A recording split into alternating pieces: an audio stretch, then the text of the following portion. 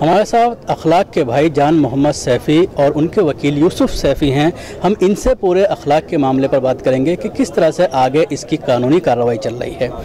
Case कहां तक पहुंचा है वकील साहब, अगर बात की? अभी कोर्ट में चार्जेस फ्रेम नहीं हुए हैं, चार्ज फ्रेम की स्टेज पर है और इंशाल्लाह 5 जुलाई डेट लगी हुई है और उसमें सभी मुलजिमान के खिलाफ चार्जेस फ्रेम होंगे। तो इसमें क्या कुछ मुलजिमों की जमानत भी हो गई है? हाँ, कुछ जो जुवेनाइल थे उनकी बेल हो गई है, बाकी जो नेम्ड नहीं थे दो तीन लोग उनकी बेल हुई है। तो आपको क्या लगता है कि कब तक इस पूरे मामले में फैसला आ जाएगा और किन चीज़ों को आप बुनियाद मानकर चल रहे हैं कि जिससे कि अखलाक को इंसाफ मिल पाए?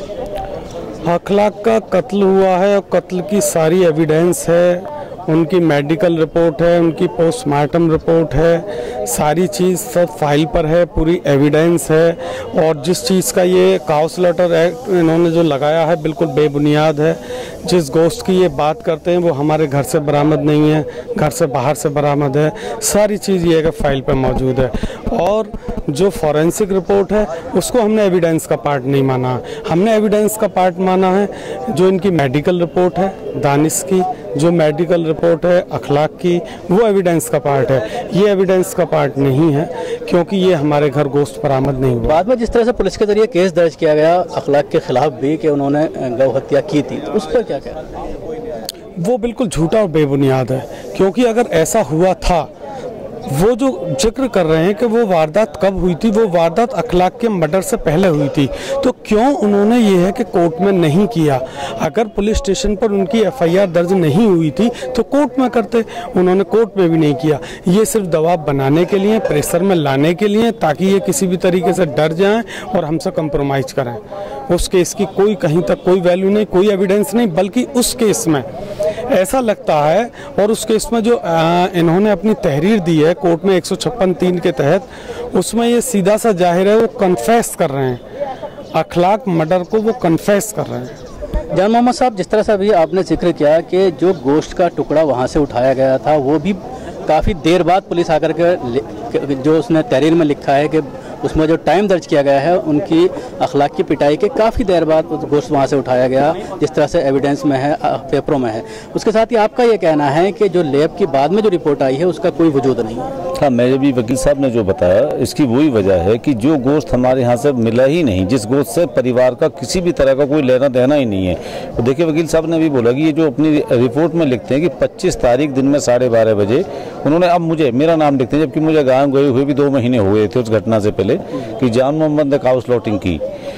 तो देखिए सब 25 तारीख, 26 तारीख, 27 तारीख, 28 तारीख, क्या कोई पुलिस को नहीं बुला सकते थे? जान मोहम्मद को नहीं पकड़ सकते थे? अखलाक को नहीं पकड़ सकते थे? अखलाक को हिट करने के लिए उसे सजा देने भी अगर ये लोग चाहते हैं, हालांकि ये कानून नहीं है, मैंने मान लिया चलिए किसी पे हिट करते हैं तो ये 2 लड़के जाके अखलाक को हिट कर सकते थे, उस दिन हिट करते, मुझे पकड़ते ना, मैं कहीं चला थोड़ी ना गया। तो अगर मैंने काउस लॉटिंग किया तो मेरे पास क्यों नहीं गया कोई आदमी?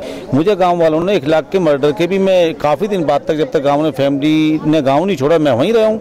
सबसे मेरी बात, मुझे तो किसने आज तक 9 महीने तक किसने नहीं बोला भी जान मोहम्मद गाँव भी आया है, और वो खुद भी कहते हैं, ये भी कहते हैं कि हमारे हाथ पे गंगा जल रख दीजिए, हमारे गांव में कोई ऐसी घटना नहीं हुई। लेकिन ये प्रेसाइज करने की बात है, उन्हें लगता है कि जान मोहम्मद फैमिली में है, ये पढ़ा लिखा आदमी है, या इसकी थोड़ी बहुत कहीं बैठ उठे तो हम इसे प्रेसाइज कर लेंगे, फैसला हो। क्या लगता है कि आखिर ये मुल्क किस तरफ जा रहा है? जिस तरह के हालात पूरे मुल्क में देखने में आ रहे हैं, अब लोगों के जरिए खासतौर से मुसलमानों का ये कहना है कि अब गाय पालने की बात तो आप छोड़ दीजिए, आजम खान ने भी जैसा कहा, अब गाय को हाथ भी नहीं लगाना चाहिए। सर, मैं भी यही कहना चाह रहा था कि अब तो एक ही खौफ मुझे सामो शहर लगता है, जान आफत में है, खतरे में शहर लगता है, शेर आ जाए मकाबिल तो कोई बात नहीं, गाय पीछे से गुजर जाए तो डर लगता है। गाय तब तक गाय है जब तक वो हमारे घरों में है, हम उसका दूध पी रहे हैं, सड़कों पे घूम रही है, आवारा है, तब तक तो वो गाय है। जिस दिन किसी खास पार्टी के पोस्टर पे आ जाती है फिर वो माता हो जाती है। और देश में 2 कानून क्यों सर? हमारे 10 राज्य ऐसे हैं जहाँ पे गाय प्रतिबंधित नहीं है, 10 ऐसे हैं जहाँ आंशिक रूप से प्रतिबंधित है। और अभी किरण रिजिजू जी आज तक पे बोल रहे थे कि मैं खाता हूँ गाय का गोश्त, रोक लीजिए। मेघालय में अभी बोल रहे थे, अभी एक हमारी सत्तारूढ़ पार्टी के नेता, मैंने पेपर में भी देखा, व्हाट्सएप पे भी मेरे पास किसने भेजा कि अगर हमारी सरकार यहाँ आई तो हम बीफ सस्ता कर देंगे।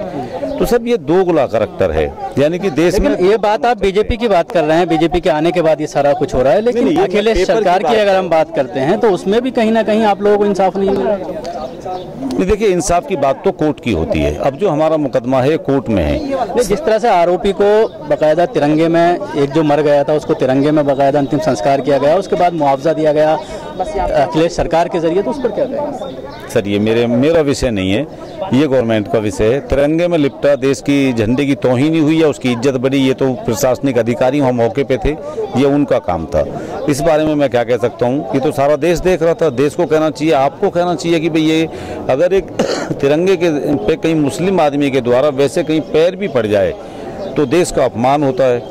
और वहाँ एक मुजरिम के ऊपर तिरंगा लपेटा गया 3 दिन तक लगातार, तो ये पता नहीं मुझे सम्मान हुआ या अपमान हुआ, ये तो प्रशासनिक अधिकारी जाने। जिस तरह से एक अधिसूचना जारी की गई है केंद्र सरकार के जरिए कि न सिर्फ गाय बल्कि भैंस और उसके अलावा ऊँट, कई चीज़ें ऐसी हैं जिनको शामिल किया गया है कि उनको अगर वो दूध देना छोड़ देती हैं तो उनको बेचा नहीं जा सकता काटने के लिए। सर सारे देश में हाहाकार मच जाएगा।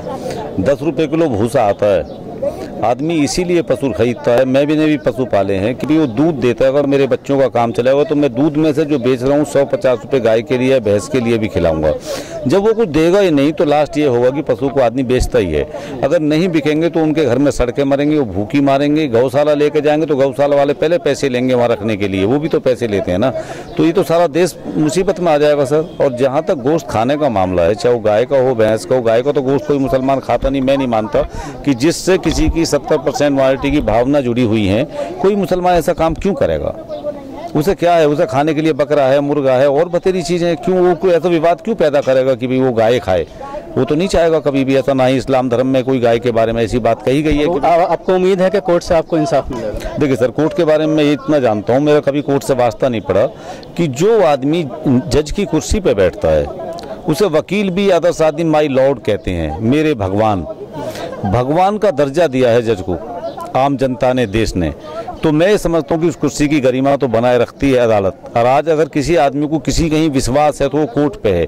मेरा किसी से झगड़ा हो जाए, पुलिस मेरी ना सुने, प्रशासन मेरी नहीं सुन रहा है कोई, तो मैं कहूँगा आई सी यू इन कोर्ट, मैं आपको कोर्ट में देखूंगा। इसका मतलब अगर आज की डेट में देश के किसी छोटे या बड़े नागरिक का यकीन है तो वो सिर्फ अदालत पे है।